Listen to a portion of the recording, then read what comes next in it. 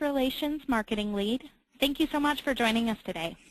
The BBB webinar series is designed to educate and inform you, our accredited businesses, on relevant Better Business topics. Today, we're very excited to welcome back Rachel Bell, Director of Marketing with HiringThing. Rachel will show us how to create and implement the best process for successfully finding and attracting qualified job candidates. She's also going to outline how this can be done with calculated investments in time, money, and effort. In this webinar, we're going to cover how to quickly attract highly qualified candidates for open positions, develop an employee referral program or enhance your current programs, and how to streamline the hiring process to save time and money. But before we get started, I just want to take a quick moment with you guys and review a couple housekeeping items.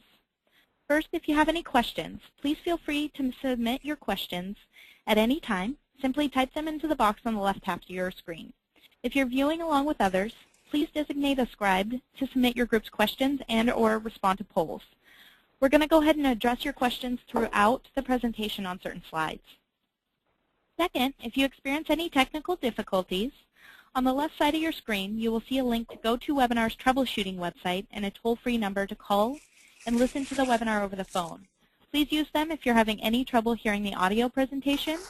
Also note that to resolve a problem of the slides not advancing automatically, please try exiting and re-entering the webinar. This webinar is being live recorded, and the online archive will be available next week after the live version on our website. Finally, we'll be live tweeting during the webinar, and if you'd like to join us in the conversation, tweet at #BBBwebinar or follow us at BBB News for You. And it's BBB News, the numeral 4U, the letter. All right, at this time I'd like to turn it over to Rachel to get us started. Well, thanks everyone so much for taking the time to join us today. And I just want to let you know, again, what we're going to be focusing on. So we're really focused today on how small and medium businesses can find great talent fast and affordably. And the things that we're going to learn today are first about how you can quickly attract qualified candidates to really get your candidate search in high gear quickly.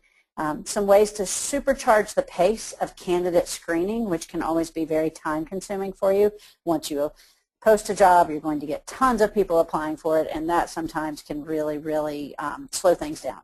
And also, we're going to go through some steps on how you can develop or enhance your employee referral programs, which is a great way to find very qualified candidates quickly and affordably.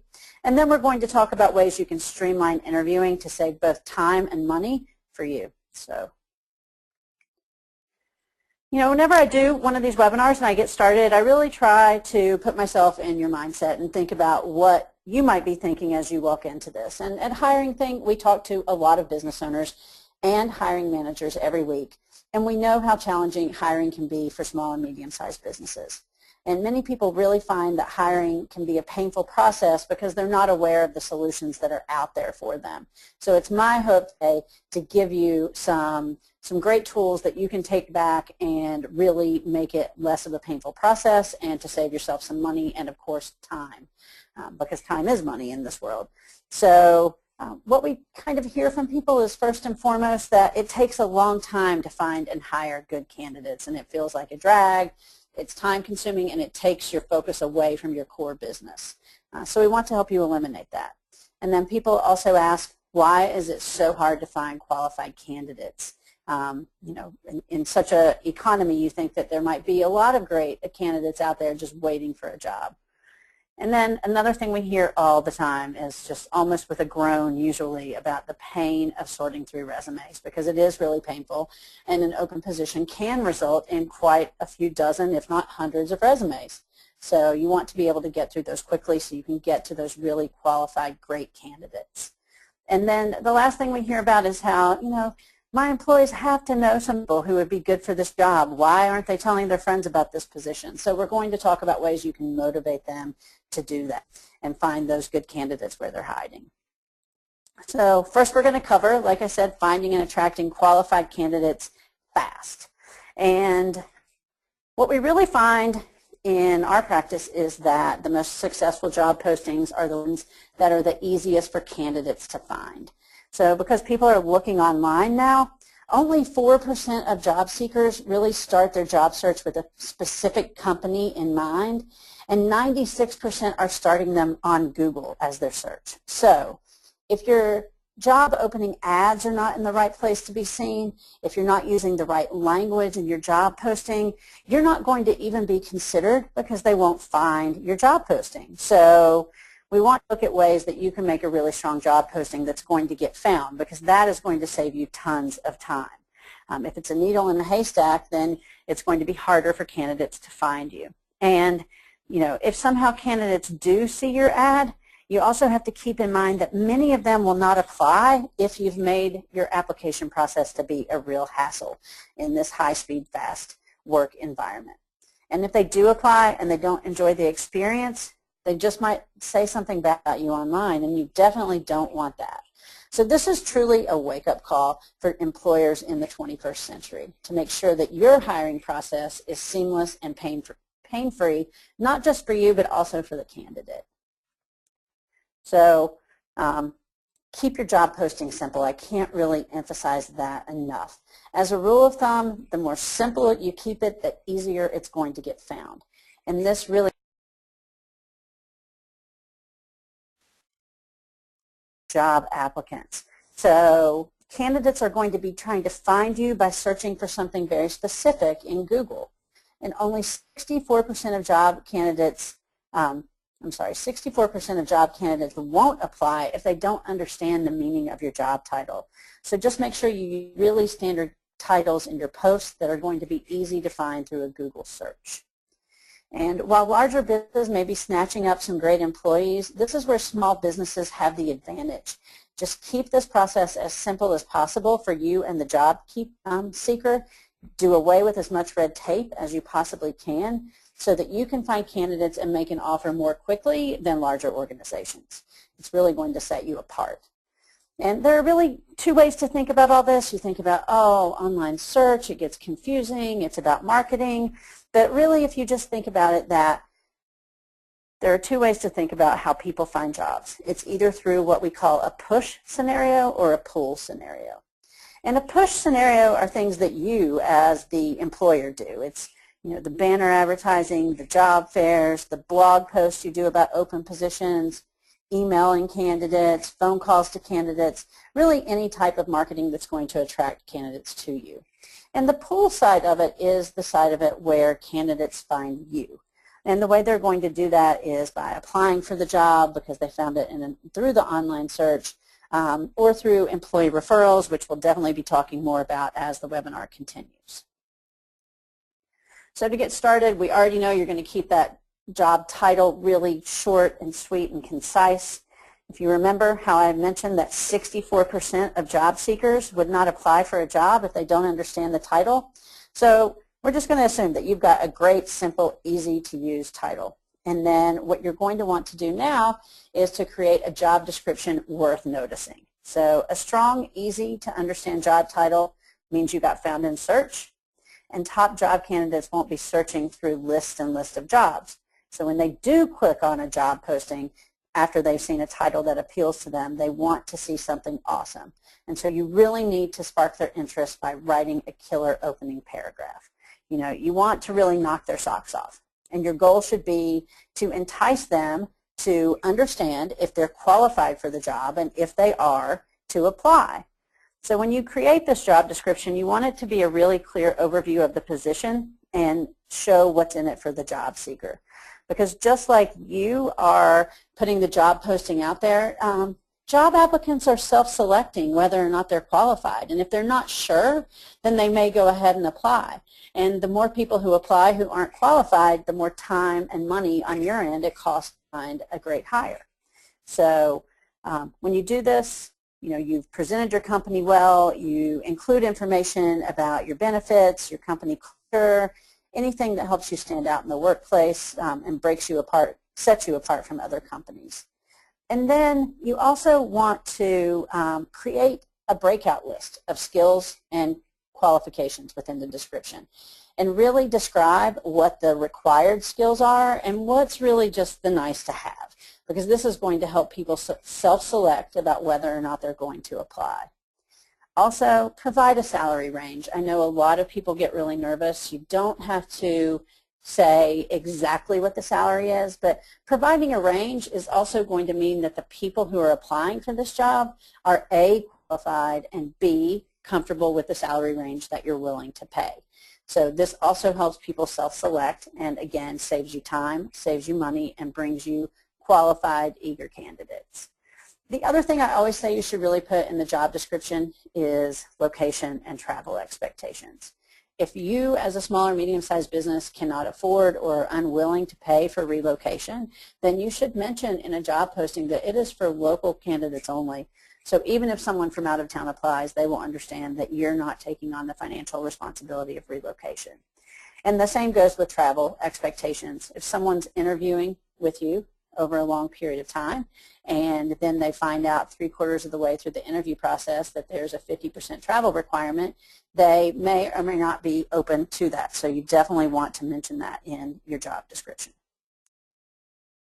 The other thing that you're going to want to do, as I mentioned earlier, is get rid of the lengthy application process. You know, you've got your job posting right, you've got your job title right, so people are going to find you, but then if they click on a link or go to your homepage and see a really tedious, boring, repetitive application process, then they're going to be turned off. I like to think about it is only capture the information you need from applicants at the point that you need it. Do you really need every single potential applicant to jump through every single hoop, or are these things that you just want people who are your top 3 to 5 candidates to do? So really think about that. Some employers really think that a difficult application process weeds out a lot of job seekers, but the thing you have to be careful of is that if you make the process too difficult, you're also weeding out qualified candidates, and you're going to end up on the losing side of trying to fill this position.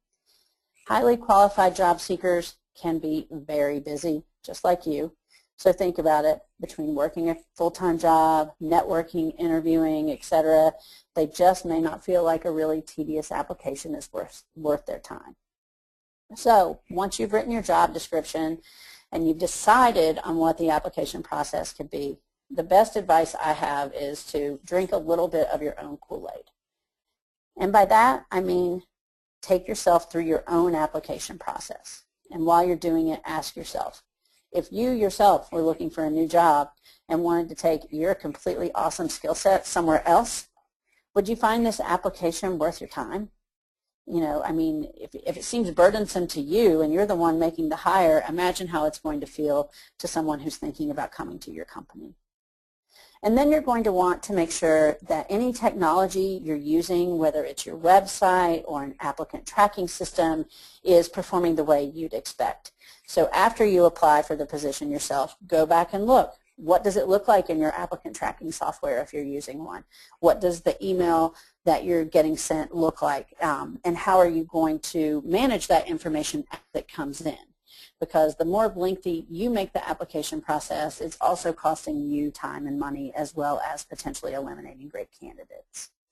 So if possible, what I really suggest for the first round of applications is simply ask for the resume and a short cover letter and maybe a few really highly relevant questions.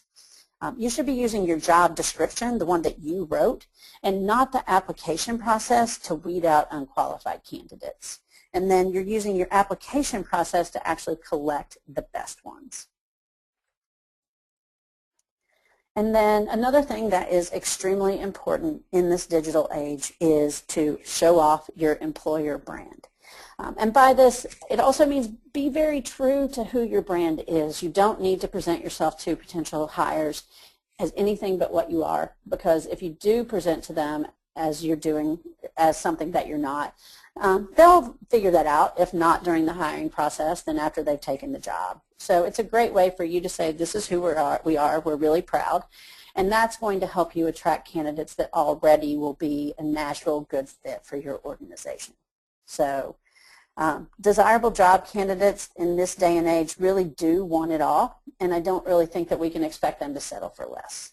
And unfortunately, you don't always have the advantage in the hiring process, because just as you're screening them, they're also evaluating you.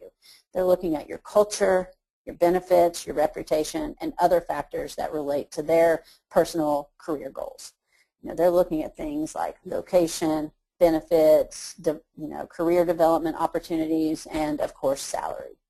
So by explaining who you are and the opportunities that you give an employee, you're going to attract employees that will be a good fit, have a stronger retention rate, and again, this is going to help you save time and money by setting this up from the beginning.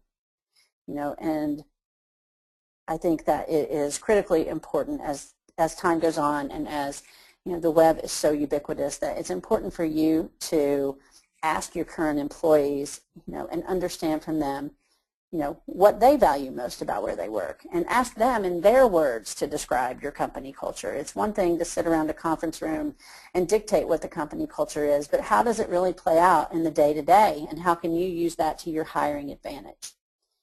Another thing that you'll need to do, just because you want to make sure you're continuing to get great candidates, is you need to really monitor some of the online sites like Glassdoor and Career Bliss to read the reviews and make sure that what your employees are saying about you, that they're feeling good, they feel like they're being recognized and rewarded. Because social proof is so important in the 21st century, and if candidates feel like you are walking the walk and talking the talk of who you really say you are, through quotes from your employees, through photos, through storytelling, then candidates are going to connect with your brand, and it's going to save you time and money when you're trying to find great candidates. Which really brings us to focusing on a great candidate experience. And I really truly believe that once you've built that great employment brand, you're going to, of course, like we talked about, have that straightforward job title and the killer introduction to your job description, and you've simplified your application process. At this point, you don't want to lose candidates because you're creating a poor candidate experience. Again, this can cost you a lot of time, a lot of money, and it can set you up for a bad reputation for hiring in the future. So for a great candidate experience, communication is truly key.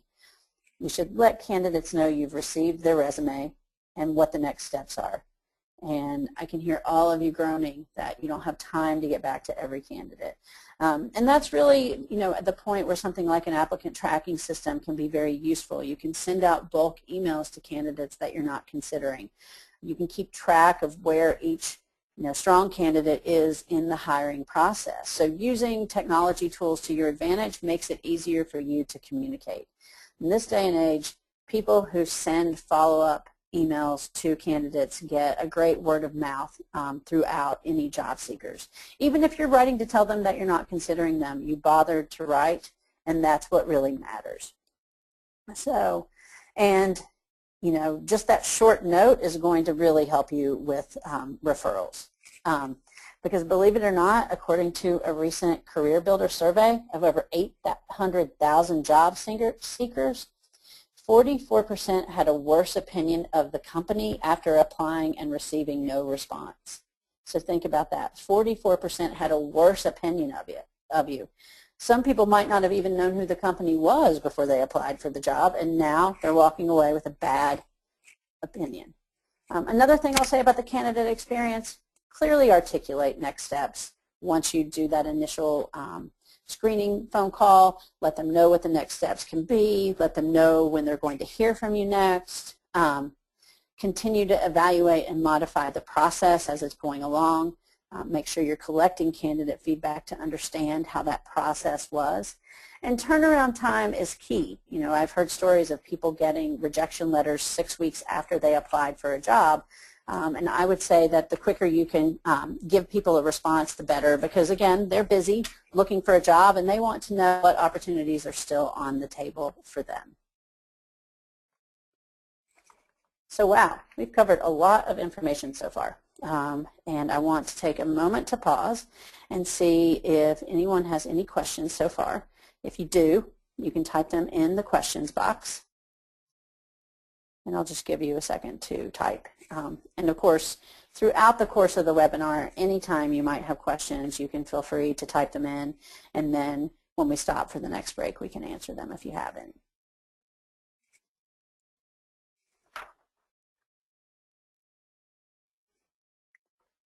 All right, we'll just keep our show moving here. And again, just type in any questions that you might have as we move along.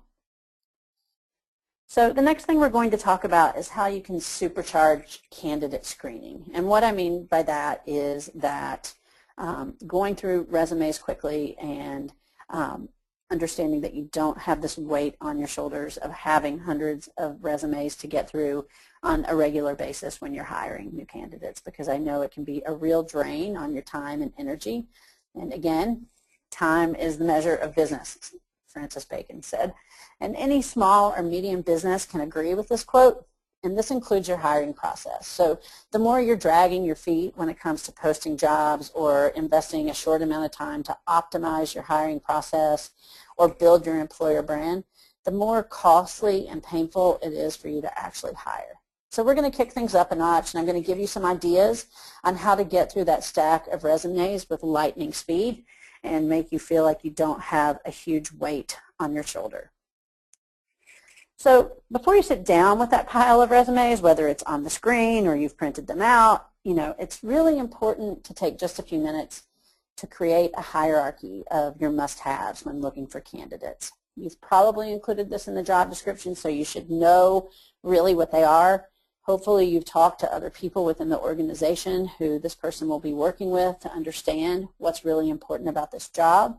But some examples are, does education matter? So if you're hiring a senior level software programmer who has amazing skills but does not have a bachelor's degree in computer science, is that going to matter to you if this person has a track record of doing a great job? So you need to determine that.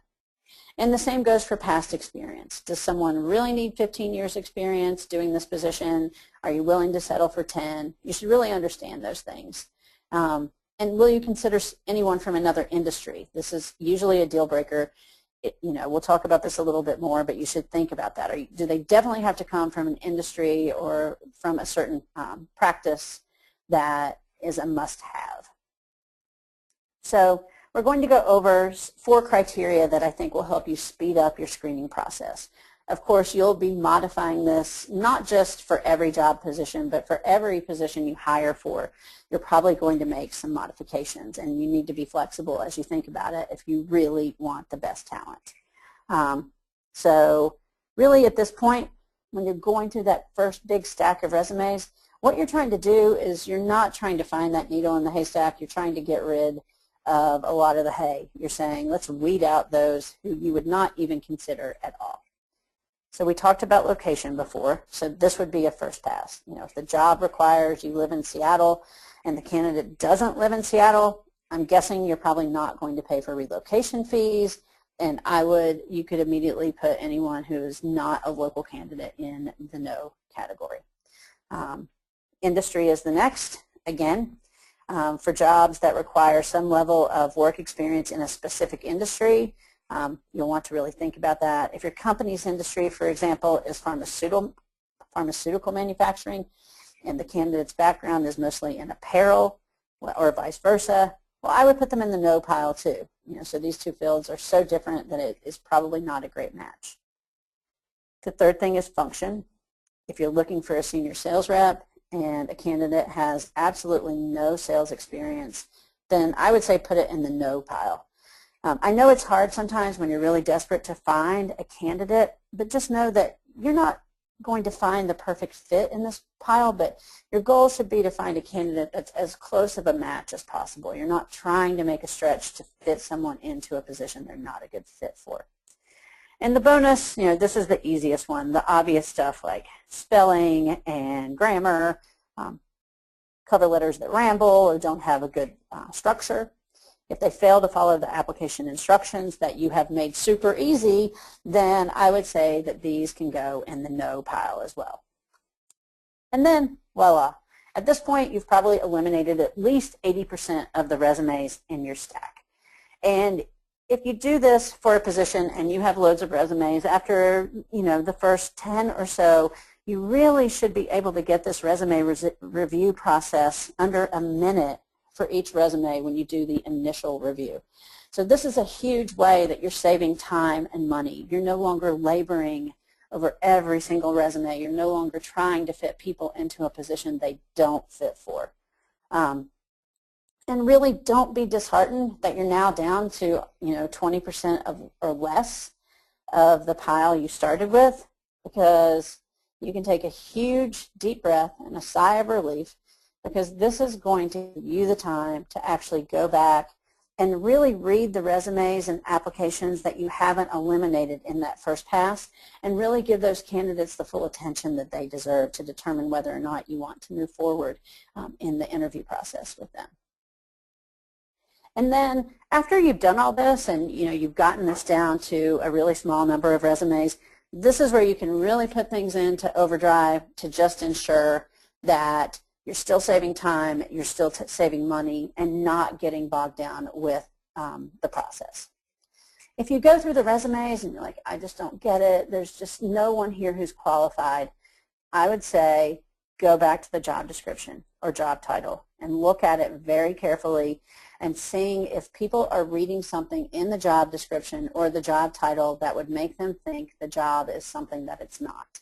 So you can edit the job description, whether you're using an applicant tracking system, whether you're posting jobs directly somewhere, you should be able to make edits to the job description. And I would do this in the first 4 to 5 days. Make sure you're looking at the resumes that you're getting after the position's been open for the first 4 or 5 days, and make those changes if needed. If you're still not getting great candidates, is it that the job is so specialized that you need to be looking at other outlets of where to post it? There are great places to post all kinds of very specialized jobs, whether they be, labor type jobs, highly skilled labor, or whether it requires a certain amount of education.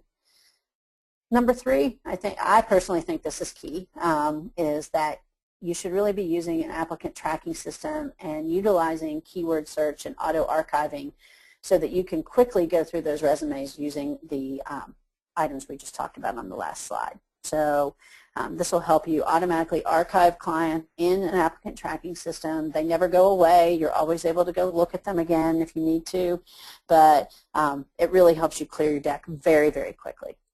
And then the last thing is sometimes the hardest, but if you can, I really think that clearing your schedule so you can focus on reviewing applicants instead of trying to just fit something into your day, I think it's better. So you could clear your schedule for an hour. You could probably get through 40 to 50 resumes in that hour, as opposed to thinking you're going to squeeze it in between phone calls or while you're also attending a meeting. So that's really how you can put the process in overdrive. So the next thing we really want to look at is how you can harness the power of employee referrals, because we're going to find out why this is such a great resource. And if you're not doing it today, if there's anything else you do after this webinar that's going to really help you save time and money, it's going to be to put some time and effort into your employee referral program. So if you're not getting close to 50% of your hires from employee referrals, then I'm going to show you these numbers to show you why it's really worth the effort. First is all about speed. So referrals are the #1 fastest way to fill a position. I'm going to give you some examples. If you just post to job boards, it takes on average 39 days to fill a job. If you're also using a referral program, then that drops the number of days down to 29. So from 39 to 29 days, that's 2 full business weeks that you're able to shave off if you're using a referral program. The second is job retention. So, employees who are hired through a referral have a 20% higher retention rate than employees that you hire through job boards. You're also going to get a really small number of applicants from referrals, So only 7% of applicants typically come from referrals, but they make up 28 to 40% of all hires, depending on which studies you look at. And also, if you're aiming to, thinking about diversity in the workplace, referrals are the #1 source for diversity hires. So these are all things for you to really think about, and all of these things are, of course, saving you time and definitely saving you money if you just invest in building a referral program. And it's truly not that complicated.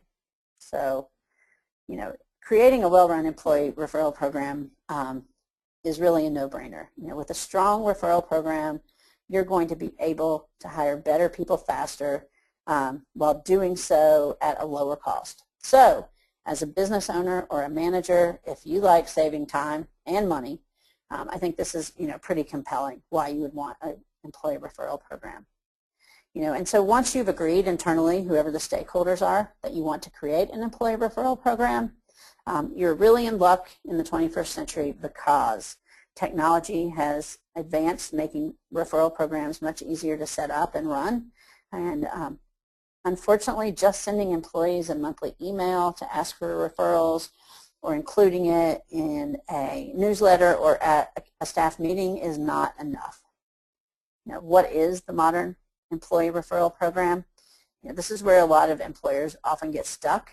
So what I've really done is put together just a few tips for you again so that you can set up your referral program. First and foremost, keep it simple. We've talked about this in other areas when it comes to hiring and recruiting, but again, you have to communicate this to your current employees, and you want it to be very simple. You don't want to be bogged down with questions about how someone might get incentivized to offer up a referral. So the biggest turnoff for employees actually is when creating an employee referral program is really unnecessarily complex. So, what you're asking all of these people who are your employees to do is you're asking them to go out to their extended networks and, basically vouch for your company. So, to do that, it should never require training, and it should make them feel like something that they want to do. You should really think about how you're going to incorporate social platforms. So, you should definitely have links that employees can include in their own tweets and on Facebook and LinkedIn. You should encourage them to retweet any or repost any job posting links that you have on your site as well, so that it's seen within their social networks. And incentivizing appropriately, I know that there are a lot of vendors out there who offer some really complex ways of incentivizing and gamifying things for employees, but I will say that cash is still king, as opposed to gift cards or anything else. But research shows that employees really want to be recognized for small contributions as well. So not only should you be incentivizing them, with some sort of cash incentive, just even seeing that they're being recognized when a new hire announcement goes out, a thank you to an employee who's responsible for that referral is a great way to just reinforce that. And then you're also going to want your referral program to integrate with any other systems that you use. So if you're using an HR software or an applicant tracking system, having an integration there is going to be really important as well. So again, keep it simple, incorporate your social platforms, pick the appropriate incentive, and different companies do it differently, but most companies pay more for referrals for more senior level or more highly paid employees than for entry-level employees. Some people even extend an incentive, a small incentive program for their, for entry-level employees, because it's just worth it to save on the cost of hiring. So next, you really want to establish some ground rules about this referral program while still being it simple. Finding these qualified workers for your small business, you're going to find them for many different ways, but you want to really make sure that if you're bringing in upwards of 40% of new hires through a referral program, that your referral program is very clear in the paperwork that you set forth to your employees. So You don't want any of your employees to get a bad taste in their mouth about your referral program because, again, it goes back to your branding. So really define, can every employee be eligible to participate in the program? So think about that and set a definition up for that. Set up a process on how people submit their referrals and how they get incentivized. And establish the expectations along those lines too. So by that I mean, when should people be expected to get their incentive? If an employee has to stay with you for 90 days before they get paid, do they get paid their incentive in the next pay period? So establishing these ground rules is important. And also, of course, you need to cover any important EEOC information with your company employees as well. So in terms of discrimination in the workplace, so you want to make sure that your employees understand that as well as they go out and are referring people to you. So just a few things to go over here again about creating a successful program. Once again, focus on offering cash incentives, and you're going to set a cash amount that is compelling.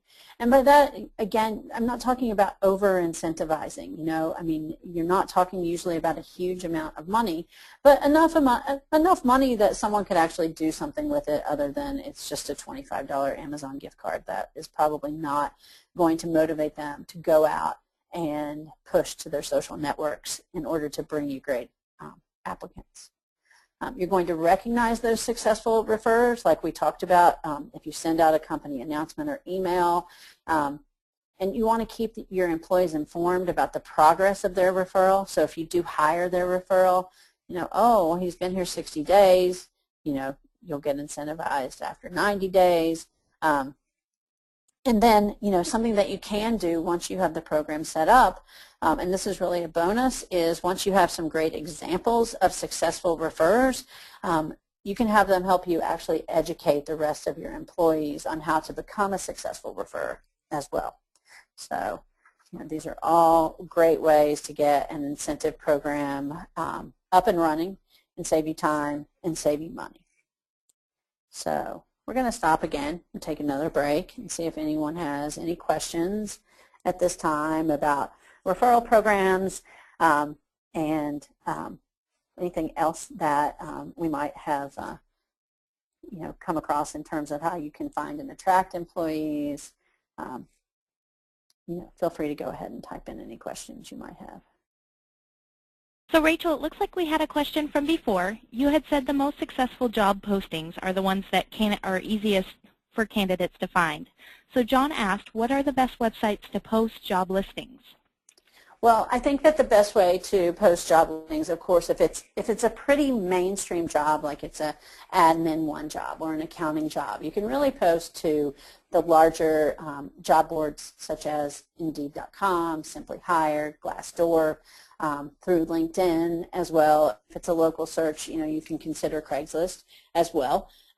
If it's a more niche or specialized kind of job, then you're going to want to look at some job boards that specialize in that category. For software programmers, there's a whole slew of job boards that are just designed for the tech industry. I know there's pharmaceutical job boards, there's job boards for home health care professionals, so you're going to want to look at those as well.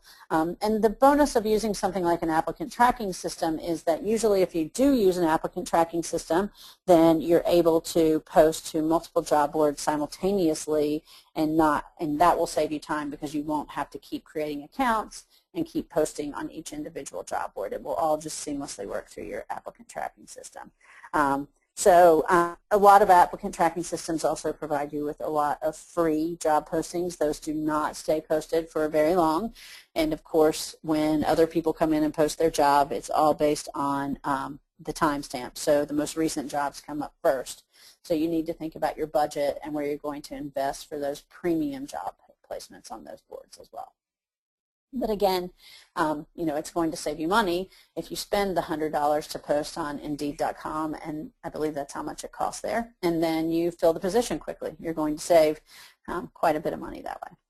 So, well, great. So great, and then we just had one request for you to repeat those posting sites just one more time. Sure. Some of the largest ones are Indeed.com, Simply Hired, Glassdoor, and then of course you can use LinkedIn, there's a board called Diversity Jobs, and a couple of other larger ones that you could use, but really the biggest one in the world is Indeed.com, followed very closely by Glassdoor. And they both have great search engine optimization, so when you've got that awesome simplified job title and people go to search for it, then odds are you're going to come up at the top of the search. So they do a lot of that work for you. Great. And then on the other side of that spectrum, would there be any sites that you would recommend not posting job listings to? Well, I think if it's a really senior level position, you're going to want to stay away from things like Monster.com, Craigslist, only because your investment is not going to attract that kind of candidate. Those candidates are more likely to look at the ladders or LinkedIn. I think they all have a purpose and a place, and it really does depend on each individual position. So, and I would also say that you should keep track, and most applicant tracking systems help you do this as well, or you can do it just using a spreadsheet, and that is keeping track and asking applicants where they heard about the job, where they found it. That's going to help you determine where you might make investments in the future for posting jobs and help make you smarter and save more money the next time around. If you know that 90% of your applicants are coming from Indeed.com, then why would you, and they're qualified, then why would you invest in another job board? So just keep an eye on that would be my suggestion. Well, great. So let us move forward here and move on to talking about how to streamline the interview process. So you've already got those great qualified candidates. You've gone through all of the resumes and eliminated anyone who didn't qualify for the position. You've gotten a lot of those were great referrals from your employees. So now it comes down to the interview process, which can be very laborious for you and for the candidate. So the first thing to think about is pre-screening and phone interviews. This is a great way to save time. It used to be 20 years ago. There weren't a lot of phone screenings or phone interviews or pre-screenings, and you brought lots of candidates in to apply for a position. These days, the most successful companies who are really saving time and money in hiring at the end of the day are not usually bringing in more than 5 candidates to actually do face-to-face interviews. And they are also able to do this by using pre-screening and phone interviews. You've of course reviewed the resumes and any questionnaires that you have during the pre-screen, and you've rated those applicants. Once you have a yes and no pile, then you go through your yes pile and actually rate those applicants as well. And then hopefully you've gotten that list down to less than 10 candidates that you're going to conduct a phone interview with. And I would say that phone interview is probably 20 to 30 minutes. So you can, after you've identified those top candidates, and then you're going to take those top picks from the phone interviews and schedule them for phone interviews. Some things to keep in mind as you're pre-screening and doing phone interviews, and I think this comes into play also with face-to-face interviews, but when you schedule a phone interview with candidates, in order to save you time and money and to make them have a great candidate experience, it's important to remember, and I can speak from past experience because I've only worked at my current job for about a year. A lot of times phone interviews and screening calls are taking place when the candidate is in their car at lunchtime, or they're trying to squeeze this into their work day. So keeping it to that 20 to 30 minutes is going to save you time. It's also going to save them time and give them an opportunity to be in a space where they can actually have a conversation with you. So I think that is really important. When you consider your own time is money, their time is money for them as well. So that really helps set up a great candidate experience. So, and then when you do get them on the phone, to just make sure you always inquire and ask, is this still a good time for you to talk? Because sometimes work emergencies come up and it may no longer be a good time and you may need to reschedule again. But again, all of this saves you time and money because this is 5 to 8 candidates that you actually have not had to meet face-to-face because they may not be a good fit. And then the other thing that's really going to save you time is getting prepped for the in-person interview. We've all been on one side of a not so great interview before. Either you were the interviewee and you felt rushed and the interviewer wasn't very focused, or as the interviewer, you flaked on your calendar and now you've got this person in your office and you're like, oh, I guess I have to punt. So, and then that interview, when you're just punting, ends up taking, twice as long. So, make sure that you prepare questions, because this is going to keep you focused. It's also going to mean that you can ask the same questions of every candidate. So you're sure to get the same answers for a lot of questions for the candidates, and it will help you evaluate them better and more quickly, so that you don't, move into, third rounds of interviews because you haven't prepared and you've asked everyone different questions. Review the candidate's resume prior to the interview.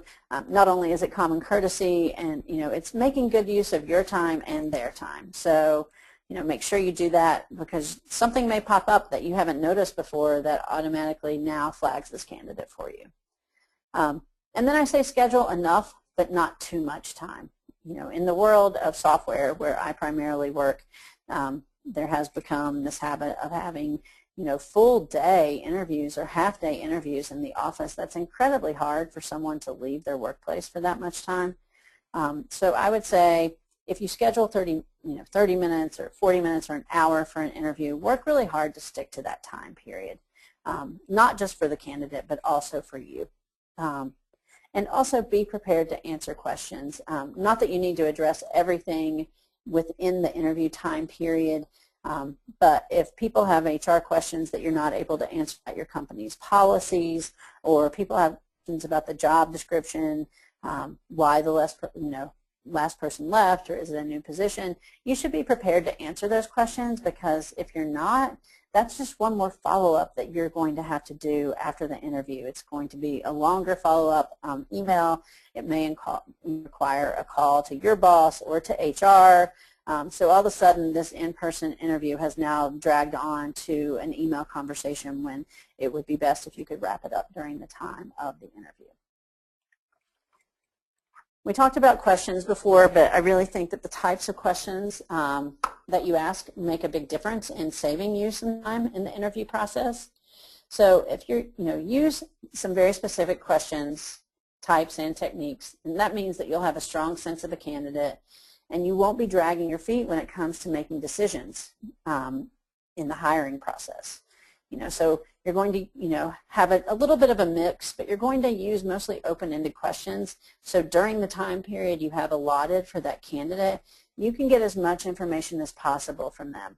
You don't want to have that, oh, I forgot to ask her that question, and again, then that becomes a phone call, or, oh, I wish she would have told me more about X. That becomes another phone call, if not from you, then someone in HR. Again, it's really a way to delay the process. Spend the time to get very specific on the things that matter during the interview.